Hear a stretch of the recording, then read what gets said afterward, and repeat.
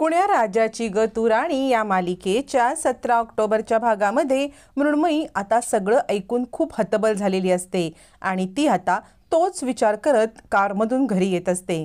तिला कबीरने सांगितलेलं सारखं सारखं तेच आठवत असतं की गुंजा आणि माझं लग्न झालंय, गुंजा आणि माझं लग्न झालंय। तिच्या कानामध्ये तो आवाज सारखा घुमत असतो आणि मृण्मयी अगदी बेतालपणे गाडी चालवत घरी येत असते। तिला आत्तापर्यंत आपण गुंजासोबत बहिणीप्रमाणे वागलेलं, गुंजासोबत प्रेमाने वागलेलं सगळं आठवतं, कबीरवर ठेवलेला विश्वास आठवतो आणि आपण आपली झालेली विश्वासघात ते सुद्धा आठवतं आणि ती स्वतःच खूप अस्वस्थ होते।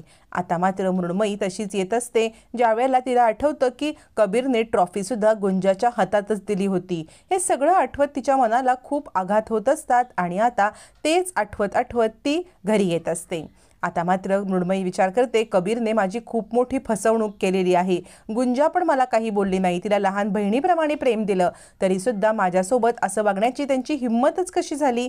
मृण्मयी आता घरी येत असते पण तिला स्वतःलाच खूप राग येत असतो। रडत रडत ती आता घरच्या दिशेने कार चालवत असतानाच इकडे आता सर्वेश्वर आणि माया दोघजण बोलत असतात। सर्वेश्वर आणि माया दोघजण नुकतेच पेंटिंग एक्झिबिशन मधून आलेले असतात। पेंटिंग एक्झिबिशन मधून आल्यावरती सर्वेश्वर म्हणत असतो, खरंच माया, तू न एका पेंटिंगच्या समोर थांबली होतीस ना, तुला सुद्धा या पेंटिंगची आवडच लागलेली आहे मला वाटते, त्यामुळे तू पण कधी मध्ये येत जा एक्झिबिशनला।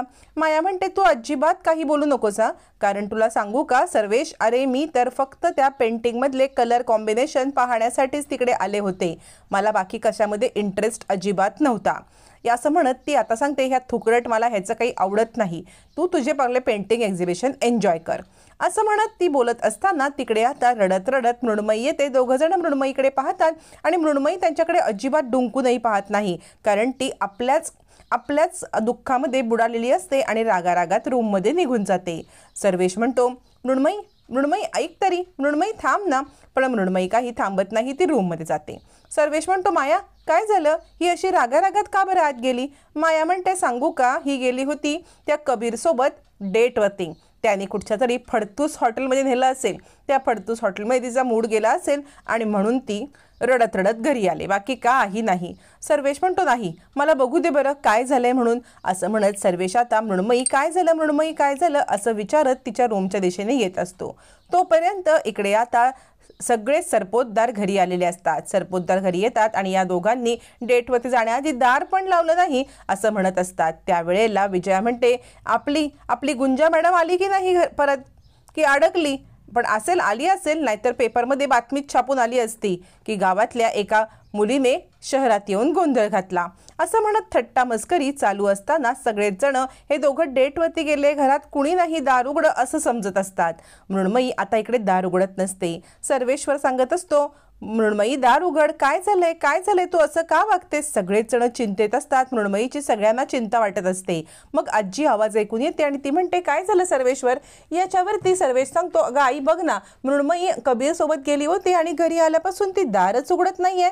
आजी म्हणते, काळजी करू नकोस, आपण तिला आवाज देऊया। असं म्हणत आजी सुद्धा मृण्मयीला, मृण्मयी काय झालं, मृण्मयी दार उघड असं म्हणत असताना इकडे आता गुंजा बाहेर येते। तेव्हा सगळ्यांना धक्का बसतो, सगळ्यांना वाटत असतं की गुंजा क्लासला गेले आणि इकडे कबीर आणि मृण्मयीची डेट आहे, मग ही गुंजामध्येच कुठून आली, कुणालाच काही कळत नसतं। तोपर्यंत इकडे मृण्मयी मात्र खूप अस्वस्थ असते आणि तिने सगळीकडे पसारा मांडलेला असतो, दार उघडत नसते, कुणाला रिस्पॉन्स देत नसते। कविता म्हणते, इकडे काय ग गुंजा, तू घरामध्ये कशी, आणि हे दोघं डेट असताना तू घरात। गुंजा म्हणते, मी पेन घ्यायला घरात आले तर कोणीतरी बाहेरून दार लॉक केलं आणि मी घरातच अडकून पडले। असं म्हणत गुंजा सगळा प्रकार सांगते। सुबोध म्हणतो, मग कबीर कुठे आहे। गुंजा म्हणते, आता यांना काय सांगू आणि या सगळ्यांची उत्तरं साहेबा कसे देतील, मला तर काही कळतच नाहीये। सगळेच जण प्रश्नांचा भडीमार करत असतात, गुंजाला काय उत्तर द्यावं काहीच कळत नसतं। सुबोध म्हणतो, गुंजा अगं काय बोलतोय आम्ही, कबीर कुठे आहे, मृण्मयी कुठे आहे, त्यांची डेट झाली की नाही, काहीतरी उत्तर दे की। असं म्हणत सगळेच जण गुंजावरती प्रश्नांचा भडीमार करतात। गुंजा गोंधळून जाते, कुणाला काय सांगावं तिला काहीच कळत नसतं। आता मात्र इकडे मृण्मयीचे रडून एकदम विचित्र हाल झालेले असतात आणि सगळेच जण तिला आवाज देत असतात, मृण्मयी दार उघड, मृण्मयी दार उघड। मृण्मयी काही ऐकायला तयारच नसते। तोपर्यंत मधू म्हणते, कुठे आहे कबीर, कुठे गेलाय तो। असं म्हणत आता इकडे सगळेच जण चिंतेत असतात की कबीर कुठे आहे, मृण्मयी कुठे गेली, कुणालाच काही कळत नसतं. गुंजा काही बोलत नसते. मधू म्हणते, गुंजा अगं तोंड उघड, बोल, तुझे गप्प बसण्याची वेळ संपले. मृण्मयीने इकडे सगळीकडे अस्ताव्यस्त पसरून ठेवलेल्या गोष्टींचा आवाज ऐकून सर्वेश्वर आणि आजी दोघंही खूपच पॅनिक होतात. काय झालंय नक्की मृण्मयीला कुणालाच काही कळतच नसतं. तोपर्यंत आता मात्र इकडे मधू आवाज वाढवते आणि म्हणते, गुंजा बोल बोल लवकर, आता कुठे आहे कबीर.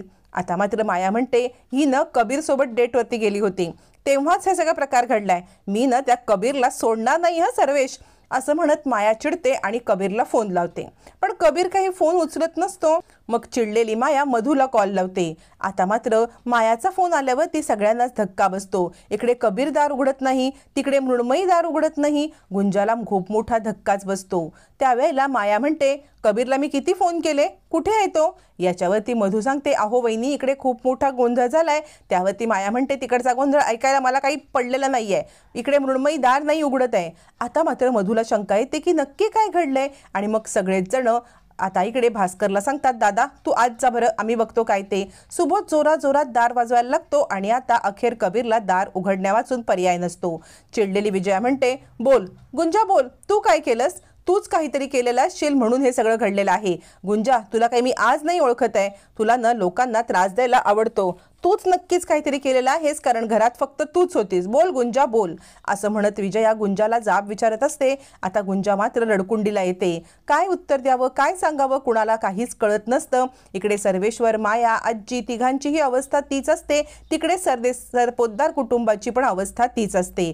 सगळेच जण पॅनिक असतात. अखेर आता स्टाफला बोलवून ते दार तोडण्यात येतं. इकडे मायाला चिंता लागलेली असते, काय झालं असेल मृण्मयीला, तिच्यासोबत काही वेडवाकडं तर घडलं नसेल ना, ती चिंतेत असते. आता मात्र इकडे मृण्मयीला धक्का लागतो. तिला अस्थमाचा अटॅक आल्यामुळे पंप शोधत असताना, पंप घेत असताना तिचं डोकं एका कोपऱ्यावरती आपटतं, ती खाली पडते, डोक्यातून रक्त यायला लागतं. तोपर्यंत दार उघडलं जातं. सगळेच जण समोरचं दृश्य पाहून एकदम हतबल होतात, कारण मृण्मयीच्या डोक्यातून रक्त वाहत असतं.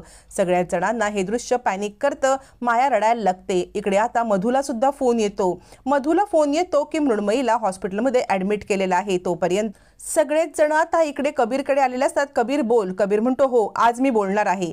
गुंजा त्याला सांगत असते, साहेबा बोलू नका. कबीर म्हणतो, आज मी तुम्हाला सगळं सत्य सांगतो. इतके दिवस माझीच घुसमट होत होती, आता ही घुसमट मला पण नको आहे.